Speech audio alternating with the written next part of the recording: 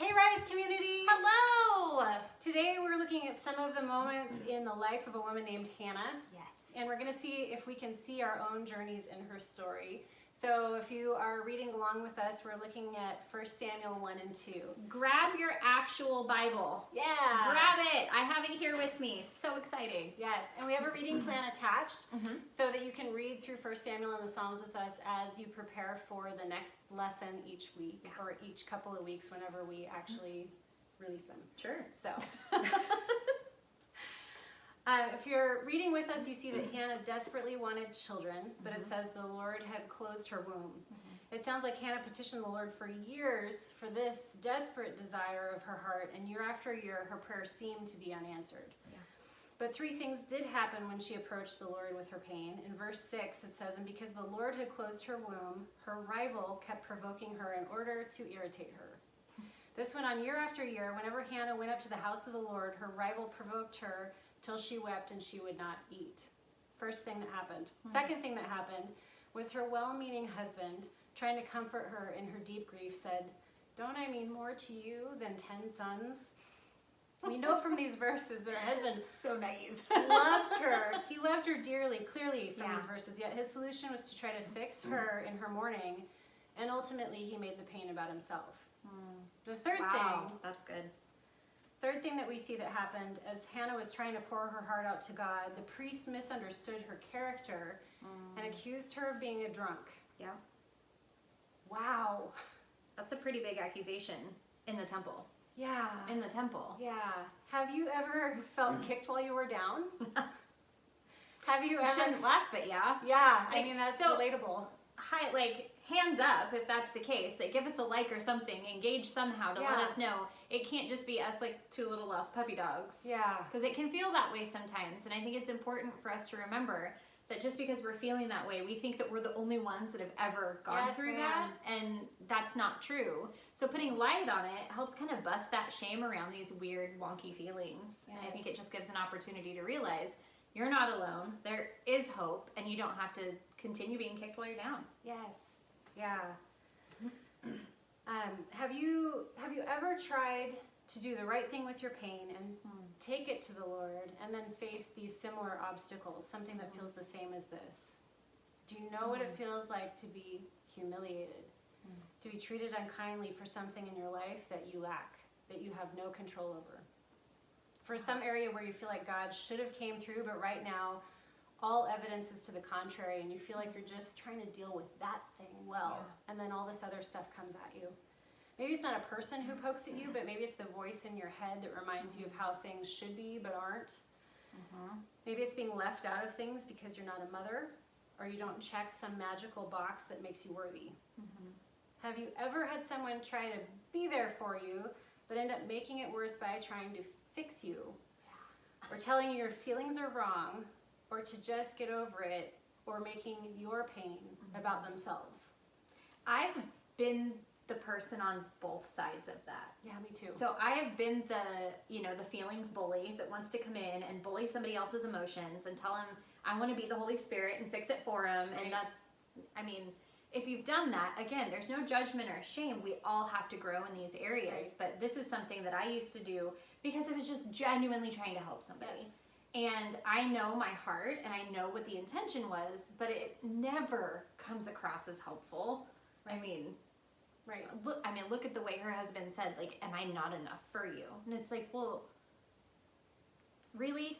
Right. And how precious is it that the Lord recognizes that in Scripture and points it out to us? I just thought that was really beautiful. It was like, okay, this is something we do. It's something He did out of a well-meaning heart, but it often doesn't help the person feel seen in what they're experiencing, and it transfers the pain that you're feeling to where you should be comforting the person that's telling you to feel differently. Yep. That happens a lot. It does. And have you ever had someone actually misunderstand your heart as you're suffering and accuse you of wrongdoing? Like maybe you're suffering because of the sin in your life, or because you don't deserve the good thing that you don't have in the first place. Wow. Hannah knows what that feels like. I know what that feels like. I'm willing to bet you know what that feels like. What you deeply need is to know that the Lord is hearing your prayers and to feel understood and accepted by your people. You need a safe space to sort out the truth. But what often happens is we have more pain flung at us in our space of suffering. It's comforting for me to see that this phenomenon is not something that just happens to me. Pain is a great isolator. It can feel like you're the only one who's ever experienced this particular pit. How kind the Lord is to show us that the things will try to deter us from coming to Him with our pain and to give us an outline of what they look like. Pain's also a great equalizer if we're able to see it. We're all walking through more similar things than we know. And isn't that eye-opening? It is for me. Our rival tries to provoke and irritate us, especially as we seek the Lord with our issues. We all have something we yearn for. We also all most likely have a voice, whether real or in our heads, that piles hurt on us for not having what we long for. See all the ways the enemy tries to draw Hannah away from the Lord as she approaches the Lord with her hurt. And see all the ways the enemy tries to draw us away from the Lord when we're hurting. Why does he use these three strategies? Well, it's because they work, and they usually work every time. He looks for opportunities to make us stay in the pit and make us use our pain to turn inward, so we lose our ability to walk in our purpose. John 10:10 says, "The thief comes only to steal, kill, and destroy. I have come that they may have life and have it to the full." If the enemy can keep us focused inward on our hurt, he also gets to steal the full life that the Lord has promised us, and for him, that's a twice win, right? It's a double win for him and a double loss for us. We help the thief steal from us when we don't give over to the Lord what he desires to redeem in our life. What looks like a setback will always be a blessing in the hands of our Lord. That's who he is. All of these things could have drawn Hannah into herself and made her focus on her pain and stay there. Hannah's story ends with a neat, tidy bow. And that makes many of us walking in pain take a moment and say, that doesn't really resonate with me. Right. She gets the dream of having her children, her reputation is restored, and the haters no longer have any shade to throw. Ta-da! In one chapter. Super! One chapter. For those of us that have not seen the sunny side of our hope deferred, that ending feels kind of unsatisfactory. But there's a deep message of what Hannah does next. I also have a quick glimpse into how this matters for those of us still in the crushing and in the waiting by sharing some of the things that I've navigated. Hannah takes her miracle son, highly sought after, prayed for, wept over, and deeply loved, and she gives him back to the Lord, which probably seems super weird. It's very counterproductive seeming. Yeah. So for somebody who doesn't know my story, my husband and I started trying to conceive back in 2013, and we spent 5 years of consistently waiting, really, and we had loss riddled into a part of our story, and I experienced a lot of what Hannah is experiencing, and that deep anguish and that cry and I want to do what comes so naturally to so other women. And this is in the 2000s. Now, back in Hannah's time, it was a completely different cultural context than it is for us now. So for her to want something so desperately to help almost prove her worth as a woman, and we know that's not the case now. Right. I mean, you don't have to be a mother. You don't have to be in a certain a certain class or a certain role or anything like that to be a woman of God. But it feels that way. But it feels that way. And so Hannah was experiencing this, and she had this deep anguish. And I could not imagine, after all this time, having a child, right, and then, we dedicate things to the Lord, but really, she left Samuel. Giving him to the Lord completely. Gave him to the Lord, and she walked away. Right. And I don't know what kind of genuine devotion that would require, because my heart immediately is I don't know that I could do that. Right. And no, I don't know if I could either. Right. Just the serenity. You finally get what you want. You've labored for this. You've prayed for this. You've gone through all of these things that Hannah went through, and then we find out that she sends Samuel to the temple. She gives him to the Lord just as she promised, and that makes me have a lot of feelings. Right. Like, it gives me some anxiety. Like, how do you do that? But it was out of such devotion and love, not only for the Lord, but for her son as well. Yes. Yeah. Yeah, and for me, trying to relate to her, being in her shoes, I realized the thing wasn't the thing for Hannah. Mm-hmm. That thing that she couldn't get out of her mind, that she had to have a child, didn't end up actually defining her story. Right. It's so easy to determine that we need this one thing, or we will never be okay. Right. God, can you just give us that one thing, or else we'll never be whole? And what happens if we actually do get that one thing? Does it make us satisfied or whole? Does anything make us satisfied or whole but God? Right. No one else will complete us but our loving Creator God.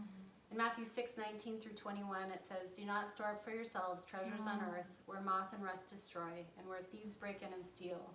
But store up for yourself treasures in heaven, where moth and rust do not destroy, and where thieves do not break in and steal. For where your treasure is, there your heart will be also. Yeah. For where your treasure is, there your heart will be also." It's really good. And then in 33 it says, "But seek first his kingdom and his righteousness, and all these things will be given to you as well." Not only trust the Lord with the desires of your heart, but seek the Lord as the desire of your heart. And allow him to define what that desire is. Yeah. That's something that, as you're saying, she did not allow this one thing to identify her. And that's something that took me a really long time. Infertility was my identity for a very long time. And I can tell you, I still don't have a baby. We fostered, and that part of our journey is closed now. But, I've never carried a pregnancy to term. I don't have a baby. Right. But I am not this That's not who you are. heartbroken, sad woman. Now I'm at this space where it's like a wholly surrendered life, where it's, I want what you want for me, Lord. And to get there is hard. Right. I didn't just get here because I decided one day, I don't want to feel this way anymore. Right. It was years of heartache. It was years of getting it wrong all the time. It was years of resenting God and being so frustrated with him that he would allow me to go through this. It was years of broken-hearted pain, miscarriage, loss. It was devastating. So I don't ever want people to think that, it isn't hard work to get to this surrendered place. Hannah, we didn't get to see a lot of what she did, but to get to the space where she was, to get to where her identity was sought in God only, that took years of hard work. And it continues after that. I think you get to a point with it where it is how you're walking on the regular, but every once in a while it still bubbles up, and we re-surrender from a different level in our life. Yeah, and we can also look at somebody and say, wow, you went through all of this, and now you're shiny side up, and it's like, oh, you don't know the prayer I prayed this morning. You didn't see the journey through the middle. Right. Yep. Yeah. So where our treasure is where our hearts live. What we value is reflected in how we live. And honestly, everything else in this world is just too fragile for the love and devotion that the Lord has created inside of us to direct to him. He made it such a powerful force that it will only be fulfilled in directing our love and devotion to him. And then all these other things will be added unto us in a healthy way, where that isn't the thing that we just have to be okay. Yeah. Hannah's focus on God to give her the longing of her heart instead of merely focusing on the longing of her heart is the way she was able to give her son back to the Lord. My own personal story was never wrapped up with a pretty bow. For over 20 years, I've lived in chronic, life-altering pain. That means that over half my life has been spent with a headache, some part of my back or hips crushing some random nerve somewhere, being careful how I sit and lay down, changing all my workspaces to standing, migraines and trouble sleeping, blah, blah, blah. That sounds like a party. Yeah, it's altered my diet, my routine, my energy level, my mental quickness, and I mourned the loss of my health and was incredibly angry at God for years. Does anyone know what it feels like to lay down and go to sleep and feel like you played tackle football with Buffalo all night? Because I felt that way since I was 20. Tackle football with Buffalo? Yeah. I don't know how else to describe it. It just feels like. Will somebody find a buffalo gif and comment that? I have to see one. I'm sorry, that was not the point you were making, but I can't deviate from that. That was really funny. Lindsay paints really beautiful. I had to describe that pictures. right. Yeah. Oh. Yep. So that's been since I was 20. It's felt that way. I begged God to heal me. I told him all the great things I could do for him if only I was fully functioning. I focused on it all the time. I lived in a pit and I became the girl in chronic pain. That's And not I'm just a gonna label you want to carry. No. Right. No. I'm just going to stop here for a minute and tell you that I know out of great compassion in your heart, some of you are already going through your mental file of all the ways you can fix me, or the perfect essential oil, or doctor that changed your Remember, life. we talked about how that's not actually helpful. Yes. We set this up for you. Yes, and I thank you, and I love you, and I am you, and I have done that. Yes, I have. I've done the same because it comes from a good place. But hear me when I tell you that no one in pain wants anybody's advice unless they ask. Yeah. That's just how it works. Yeah.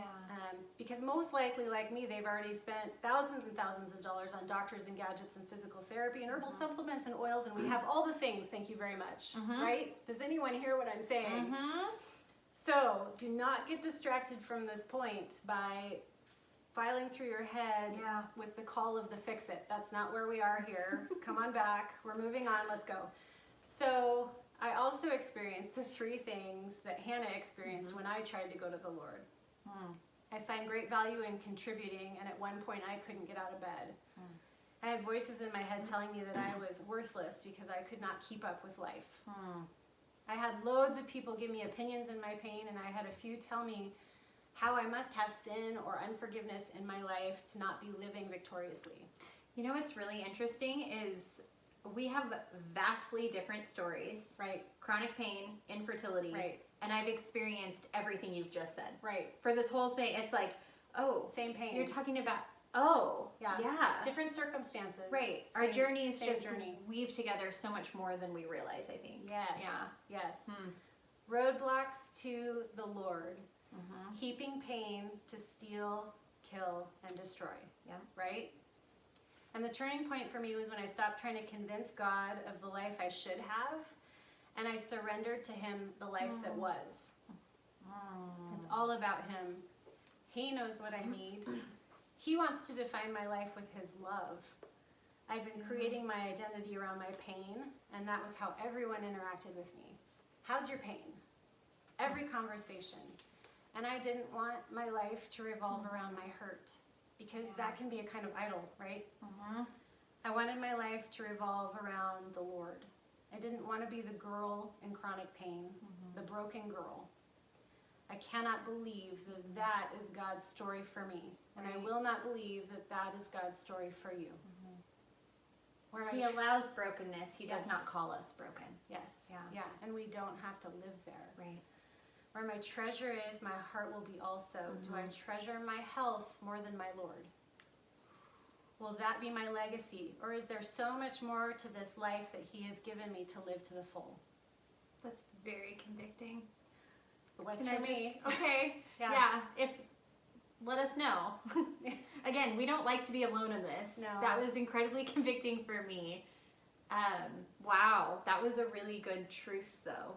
Like a really, really good truth of how sneaky idols can be. Yeah. Something that just takes away our focus more than the treasure of Jesus. Yeah. Like, wow, that was Yeah. okay. Mental note. So I gave Him my expectation with open hands. And I trust Him to give me life to the fullest. And what His version of that is, not my version. And now I hardly talk about it. I hardly think about it. It just is. There's so much more that the Lord has for me. Yeah. There's so much more that the Lord has for you. The only roadmap of what a victorious life looks like is that the road we travel on is called surrender. Yeah. It all belongs to the Lord. It's not easy for me, and I'm not saying that to be trite to you, because that's a bunch of garbage, and I would not do that to you. It still hurts my heart occasionally, like we were just talking about, and I still have to re-hand it over to Him often. Surrender is not a one and done. No. Yeah. No, but I do it for the promise set before me. And I believe that the promise set before me is better than the pain left behind me. That's a good word. Hannah focused on the Lord's plan and gave her precious prayed for son over to God. And what does it say happened because of that? Well, us reading ahead. But the Lord multiplied her sacrifice into a great blessing. Yeah. Samuel became a voice for the Lord in a time when it says words from the Lord were rare. And all because his mother chose to live outside of her pain. So I ask you kindly, as your friend, with great love, as someone who is a fellow journeyer on this road with you and alongside with you, is there something that we need to work on in surrendering to the Lord? Can you see ways the enemy is trying to trip you up and keep you from giving it to him? Yeah. What does strategy for your victory look like? Is your victory is going to look different from other people's? Can you sit with the Lord and ask him that? May we all recognize the way that the enemy heaps sorrow on us in our pit. May we know that we all experience pain and disappointment and reject the lie that we are alone in it, because we're not. We're a community of believers that would be so much stronger together if we actually knew what each of us were dealing with compassion. Yeah. And finally, may our lives only be defined by our deep trust in the Lord. May we have life and have it to the full. I love that so much. And as you're talking about just at the end with the surrender, it's funny because I wrote a piece out and I was like, oh gosh, I really wanted to say this, but there's nowhere that it fit. So maybe I was supposed to hold it for another time. And God showed me the ways that Hannah chose to surrender. And so that I feel like this fits such a perfect way. So when Hannah was being taunted, she was being taunted by her husband's other wife, which we won't talk about the weirdness of that. Yay. God showed me 5 different things that Hannah did. And so this is something that I consistently try to cling to as ways to intentionally surrender, because surrender, I feel like, is one of those big weird Christian words that's different for everybody in each season, and we don't really know what to do or what that looks like. Right. So for Hannah, for me personally, maybe for you, maybe this is something that you're like, I never really thought of it that way. Maybe I'll try it. You know, that's the great thing. We get to try a lot of different things. So number 1, Hannah stayed in worship. And worship is not just singing songs. It is a devotion of your life to Christ. Yes. And so that is always, I think, the number 1, no matter what you're experiencing, whether you're in a high or a low season, or if you're just kind of in a complacent season, because we kind of get those like, well, nothing bad's happening, nothing's good happening, it's just kind of boring. Always worship should always be number 1 devotion to God. Number 2, she prayed consistently, and she prayed with passion. Yeah. Obviously with passion, because she was to the point where somebody accused her of being drunk in the temple. Yes. I've never prayed that hard in church. Like, I don't think I've ever prayed that much that somebody thought that I was intoxicated. Yeah, I don't recall a time of that either. Right? No. And so I would never do that in public. I'd be like, whoa, that's too much for me. Right. Hannah didn't care. It's messy. It is so messy, and it invites people into your pain, and then they bring your opinions, like her husband did, of, you know, why am I not enough for you? Or they think you're drunk in church. Or they think you're drunk in church. Yep. Can't say that's ever been an accusation of mine. I've been accused of other things, but never drunk in church, so that's good. Number 3, which ties into the way that she was praying consistently, she was vulnerable and real with God and with other people. Yeah. So we see that Eli, actually, I didn't write this down, and I didn't plan to pivot here, but here we are. Eli comes in thinking she was drunk, and he said to her, how long are you going to be drunk? Get rid of your wine. Right. And her response was, no, my lord, Hannah replied, I am a woman with a broken heart. I haven't had any wine or beer. I've been pouring out my heart before the Lord. Don't think of me as a wicked woman. I've been praying from the depth of my anguish and resentment. And this is how Eli, This is how Eli responded. Go in peace, and may the God of Israel grant the offering that you've made him. And what I love so much about that is, if Hannah would have kept her pain to herself and just said, how dare you, I'm not drinking. Right. Like, that's not what's happening. She recognized the prophet that was in front of her. Right. And said, no, my lord, that's not the case. I'm actually crying. And she didn't give all the specifics. We don't have to air everything out on social media. Please don't. You shouldn't. That's just protecting your heart, and that's just walking in wisdom. Yes. Not But- everyone can be trusted with that. Exactly. Yeah. But so Lindsay, you are my person. You've heard the depths of the cries. You've heard those things. And Lindsay's been a person in my life who's been able to speak truth because I've done that. But if I didn't bring that to you, you couldn't speak truth. So bringing things to God and bringing things to community, because God can tell you truth, but it's like, yeah, but. Yeah. Like, yeah, but. Sometimes you need, the Lord's voice is so sweet and soft, at least in Yeah. my life, that sometimes it's just such a huge blessing to have someone else Yeah. speak the same thing, and you're like, okay, I am not crazy for feeling this way or Right. walking through this thing, Yeah. because shared experience is such a powerful thing, and I think the Lord just made us that way. Right. Yeah. And it's not, I think what's really hard for me too, and maybe someone else feels this way, but God will speak the promises over me. Like, you are victorious. What you have gone through does not define you. All of these really lovely, shiny things that I want to be, but because of my mistakes, because of my struggles, because of my mental health state sometimes, I feel like there's no possible way that could ever happen, because I will never be good enough to walk in that promise. So to have other people come around you and say, no, that's true. Like, pep talk, Yeah. rally around each other. You know, you don't have to sit in that, and you don't get stuck. I didn't get stuck in infertility because I had people consistently telling me over and over that whether I am a mother or not, look at all of the great things that I'm doing, and look at the way that God has been blessing me, Right. and help me shift my focus from what I was lacking into what I was blessed with. Right. And that was a big, big change. Yeah. Kind of tying into the other two again, she was just really honest about her pain. And she had to get honest with herself to understand what she needed to. I mean, she said she was How to move praying. forward. Yeah. She was praying from deep anguish in her heart. Right. That's recognizing that you have anguish in your heart. Right. That's being self-aware. It's very important to be Yes. self-aware, to know, because then when you get sticky icky and you pour that out on other people, because we're not all rays of sunshine. I was shocked to find out that I stepped on people's toes. Like, I'm so bummed out to find that out. I am always a ray of sunshine. Sure. Let's keep it real here. I am just not buckets of fun all the time. Like, sometimes I don't want to be around people, and I don't like people because I'm hurting. And I know if I get around somebody when I'm hurting, I have to step back, because I will leak that icky grossness that I am aware that's in my heart. And so that's when I meet with people like my Lindsay here, who will tell me, you know, all that stuff that you're feeling. Like, I'm gonna let you in on a little secret. So you're like, I don't know where this is going. Nope. We're don't. so off script here. I will share things, and she looks at me and she's like, well, that's garbage.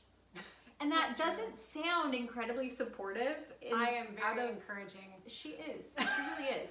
But out of context, that doesn't sound incredibly encouraging. But when I just shared all of my ick, and this is how I feel, and this is what's happening, and this, she's like, that's Not truth. garbage.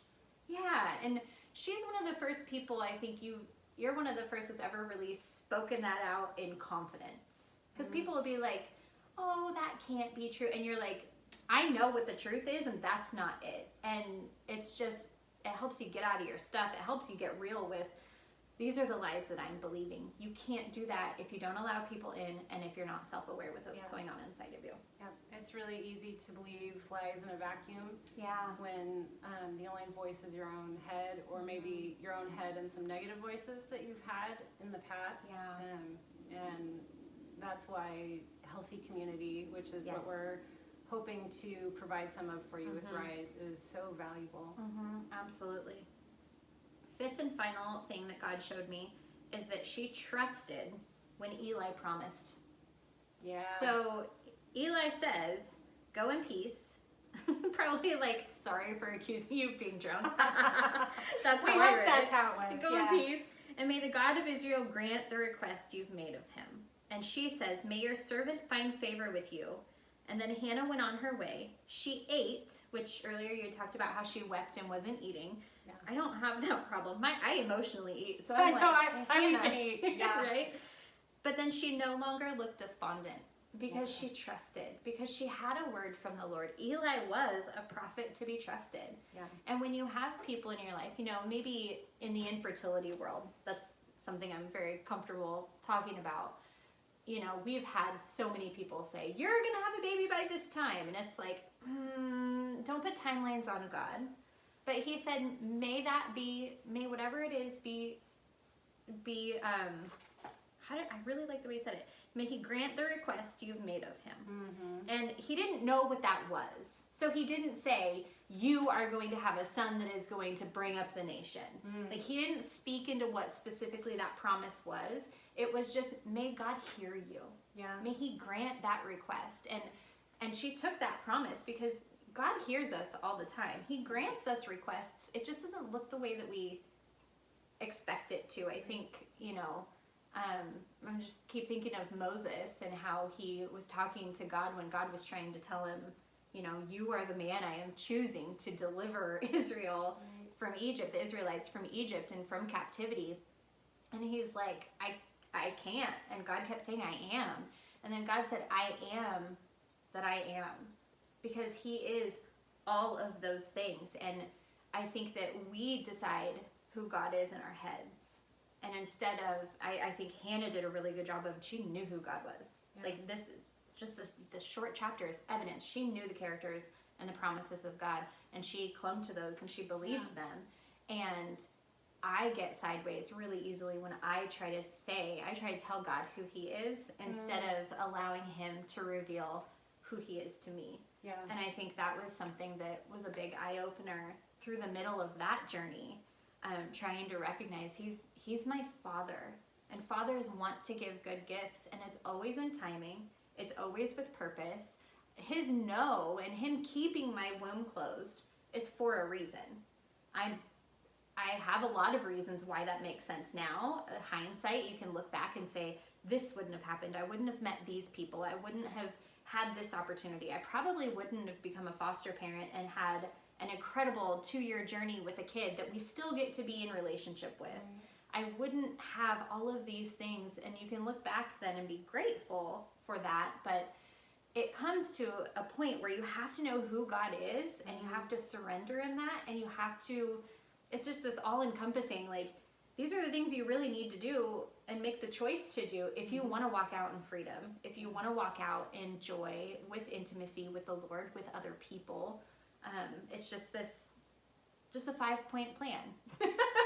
Really easy, right? And we know that the Lord is trustworthy. Yeah.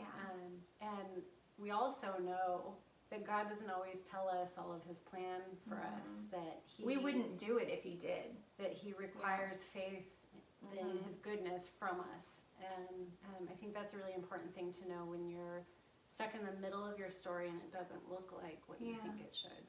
Yeah, absolutely. I had someone tell me once that you feel like you're in the middle of your life or in the middle of a season or a story or a hardship, but you have no idea what one more prayer, like she was giving me this vision of like a tunnel, and you have no idea if you just hit one more prayer, are you going to finally clear the rubble that the light will shine through. Ooh. And every time I get stuck in this space of, God, can I trust you with this? Because you really start to believe that sometimes. I definitely have. I don't know if I can trust you with this because I just feel all of these things. I feel all of these lies. So I've had to repent in prayer and say, that is my character, not yours, that I'm trying to pin. And then go back and just strike again and hit the tunnel again. And there are glimpses of light that comes through that can really help us keep moving forward and keep on knocking and keep on persisting in prayer and, keep on believing for the things that God has spoken over us. But if we give up when we're in the middle, the only choice is to sit in the dark in the middle. Right. And that's not fun. Or we go back. And back is never where God's operating in our lives. Right. It's never behind us. The best is always forward. The best is always yet to come. We're in the middle of 2 gardens. We're in the middle of Eden. We're looking, and that's our longing. We're longing for that, and we just keep getting ourselves stuck in these spaces, thinking that this is the end all be all. This is what's going to define our lives, Right. and it's not. Your grandparents can tell you stories about how the hardest thing in their life didn't actually define any of it, they probably don't really even think about it anymore. Right. And it's crazy to think that maybe in 40 years, I won't think about the things that are tripping me up today. Right. That's really true. Yeah. So we thank you for joining us as we walk through these stories of Hannah and her faithfulness and how that's related to our lives. And we look forward to joining you again with the next installment of Life in the Middle. Thank you, Rise friends. We love you. Bye. Bye.